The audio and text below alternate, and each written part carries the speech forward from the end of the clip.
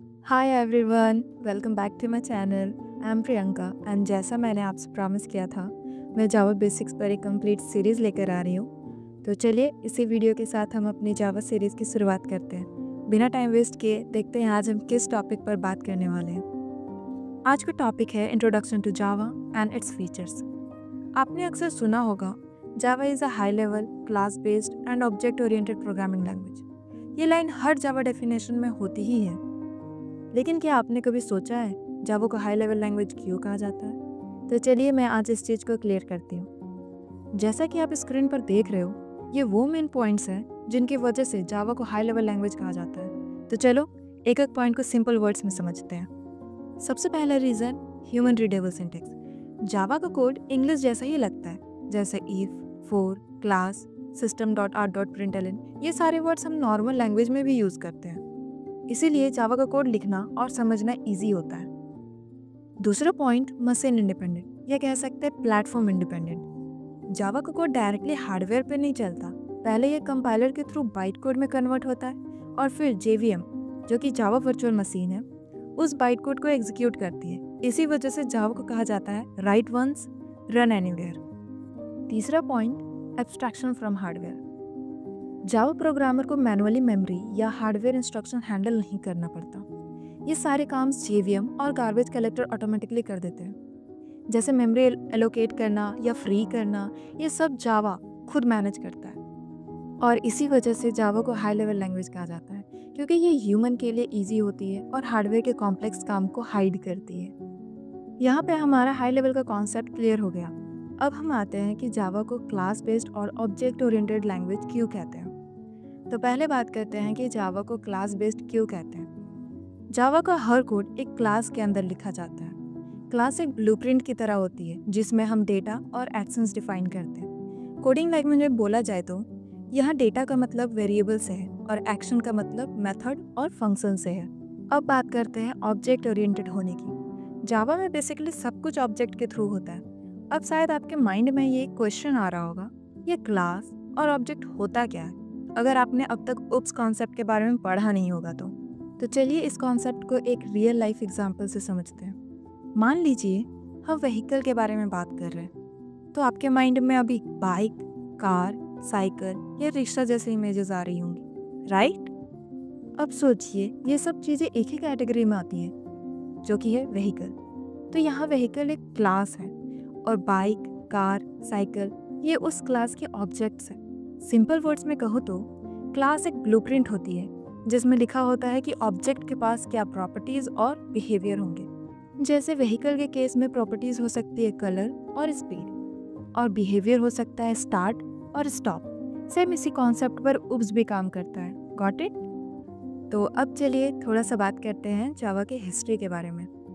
जावा को 1995 में डेवलप किया गया था जेम्स गॉसलिन ने, और ये लैंग्वेज बनाई गई थी सन माइक्रोसिस्टम कंपनी के अंदर। उस टाइम जावा का मेन एम था कि एक ऐसी प्रोग्रामिंग लैंग्वेज बनाना जो हर डिवाइस और ऑपरेटिंग सिस्टम पर इजीली चल सके, चाहे वो विंडोज़ हो, मैक हो या लिनक्स हो। बाद में ओरेकल कॉरपोरेशन ने सन माइक्रोसिस्टम को एक्वायर कर लिया और तब से जावा का मेंटेनेंस और डेवलपमेंट ओरेकल के अंडर में है। आज के टाइम में जावा का यूज़ ऑलमोस्ट हर जगह होती है, जैसे desktop application like media player, antivirus software, web applications like online shopping websites, Android applications जो हम डेली मोबाइल में यूज़ करते हैं, और इवन इंटरप्राइज सिस्टम में भी होती है, जैसे बैंकिंग और बिजनेस मैनेजमेंट सॉफ्टवेयर। तो सिंपल वर्ड्स में जावा एक ऐसी प्रोग्रामिंग लैंग्वेज है जो हर टाइप के सिस्टम में यूज़ होती है, और इसीलिए ये दुनिया की सबसे पॉपुलर लैंग्वेज में से एक है।